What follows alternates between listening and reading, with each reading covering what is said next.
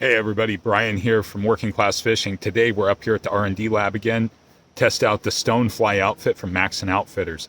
Make sure to stay tuned and see. All right, here we go. We have the Maxxon Outfitters Stonefly outfit. Brought it out yesterday, gave it a shot, seemed to work pretty good. It's got the half Wells handle on it, as you can see. This one comes with line all ready to go on here. It also has a piece of tippet. I'm going to fish it just the way that it comes. So we're going to see how this guy works out, and we are going to see if we can't get a trout on here. Okay, so there's some trout rolling over in the big lake here to start. Let's go see what happens. You guys probably saw that one on the ground back there. There's a nesting pair of bald eagles up here. It's actually pretty cool to watch. They'll come down and swoop them up, do all kinds of cool stuff. I'm not seeing them out there, but you can see the ripples. Maybe you can, maybe you can't, but there's definitely, there was just a fish that boiled out here.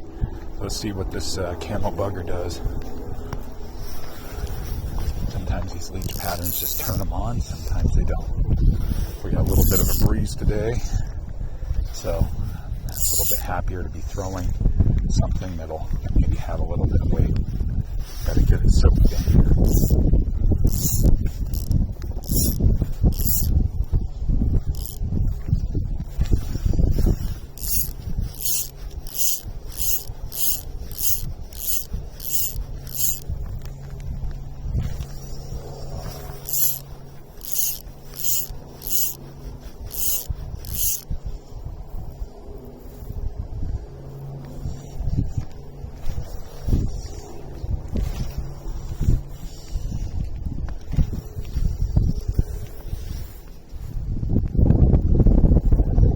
This rod is just an incredible caster. A lot of people talk a lot about how good these rods cast. And this thing, with this little bugger on here, it just really hauls out good. You can see that it just kind of drifts it out there. I threw some dry flies yesterday with it, just kind of getting used to it, and it worked out exceptionally well.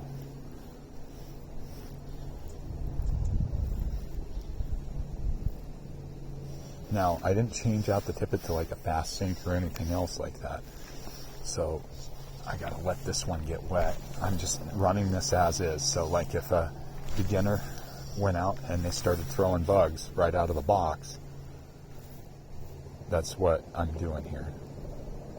Alright, so I changed out to what we call a dry dropper rig, and that's basically where I have a foam bug on top helping to float a nymph underneath. And a nymph is basically like a hatching bug. And I'm hoping that if the fish aren't going to come up and surface and take the foam, that they're going to probably end up taking the nymph at some point. My hope. But I wanted to put a couple hooks on here anyways, just because I keep seeing them jump and I keep seeing them rise and come up. But I'm not seeing anything that's really telling me like what they're eating. I can't tell, I can't see anything here on the lake surface that's giving me an idea of what's going on.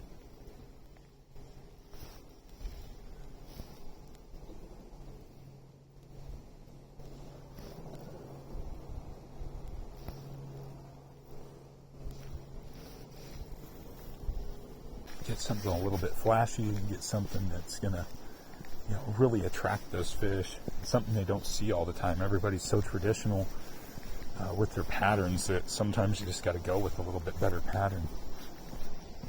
There's a fish that's dead down there, stuck in the bottom. Somebody must have gagged it, or I don't know.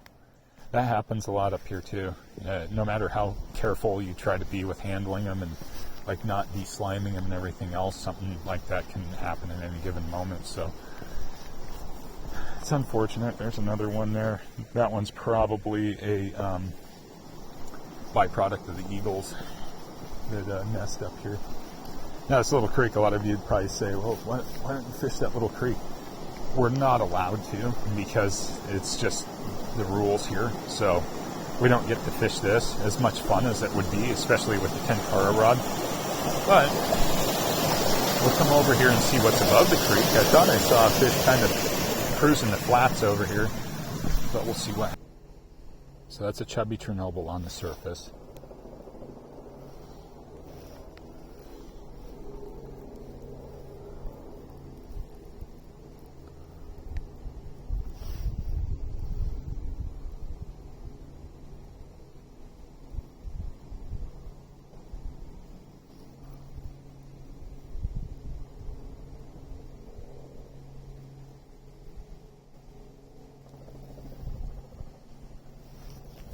See if we can get over in the current over there. Yes. I just have a feeling.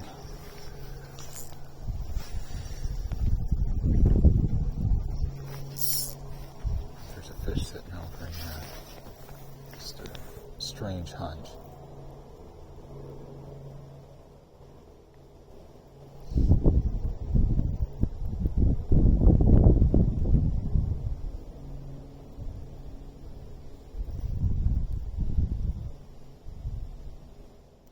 I can see fish cruising past it there. So I can see the parting of the wake where the fish are cruising by. So I know they're there.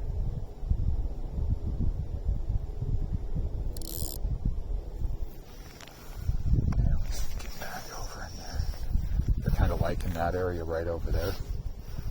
So let's see if that flowage helps out.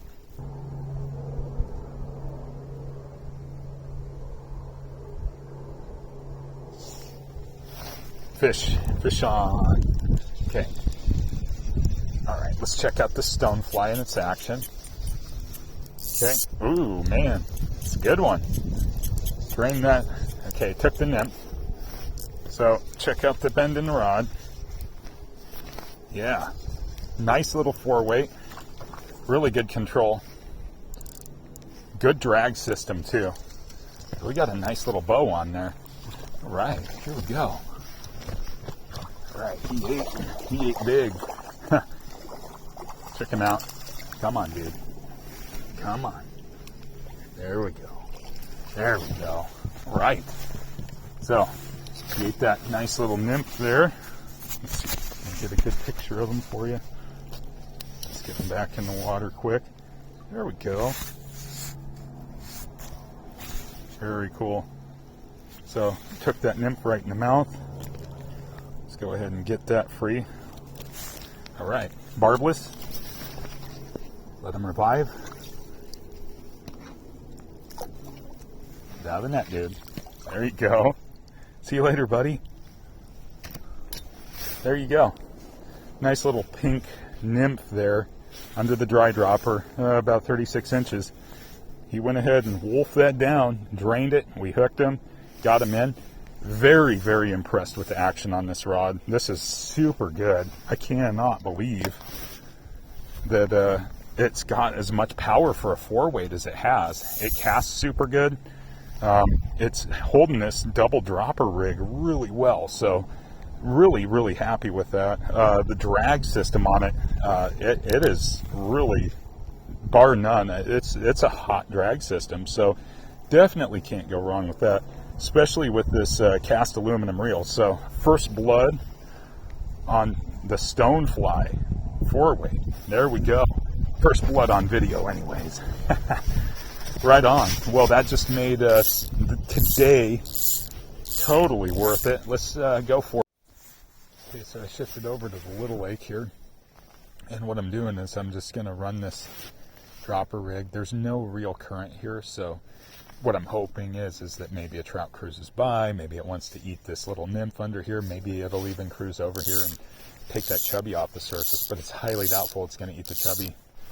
But it's there if he wants it, so we're just going to play around and see what happens. And the water still clearing out from that last big rainstorm.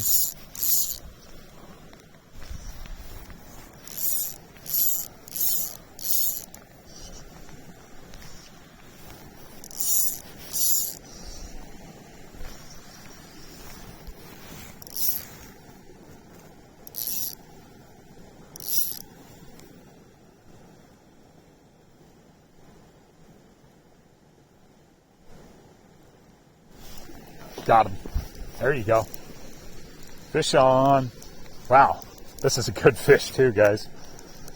This is like a steelhead. Look at the flex in the rod. Whoa. This is like a Great Lakes steelhead size fish. Wow. He just totally came up and drilled that. Holy cow. Oh man. Ladies and gentlemen, this thing, all right, I gotta keep him out of the dock here. Holy crap. Oh yeah, that's a big fish. Woo! All right. He was in the mood, so to speak. Whoa! All right, kids. Here we go. You see that guy? That is a beast. There's my hand. My hand, okay, so just as a reference, my hand is like 7 inches long. Let me get him unhooked really quick.